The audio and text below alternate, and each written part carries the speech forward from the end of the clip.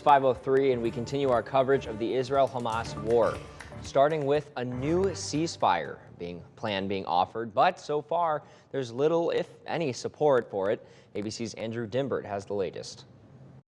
This morning, despite growing international calls for a ceasefire, Israel is forging ahead with its bombing campaign in Gaza. Prime Minister Benjamin Netanyahu, during a surprise visit with his troops, proclaimed, "We are not stopping." Netanyahu saying the war will continue until Hamas is destroyed. Just hours earlier, one of the deadliest airstrikes for civilians since the war began. The Hamas-run Gaza Health Ministry says at least 70 people were killed in an airstrike on this refugee camp, dozens of women and children among the victims. Also over the weekend, at least 17 Israeli soldiers were killed, sparking renewed protests in Israel.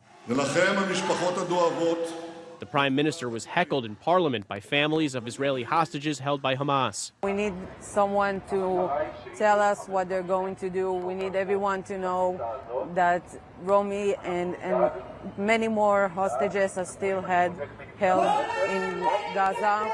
And we want people to remember them and to not forget that they're there and they need to come home. Neighboring Egypt is now proposing a new ceasefire plan. It includes a mediated release of hostages and the formation of a new Palestinian government in Gaza. Neither side outright rejected the offer, raising hopes for a new round of diplomacy.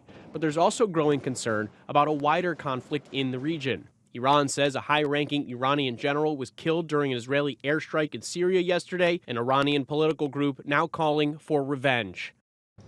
Well, the U.S. is hoping to work with Israel to scale down operations in Gaza, and Axios reports one of Prime Minister Netanyahu's top confidants will visit the White House today, where officials plan to discuss a time frame for the next phase of the war.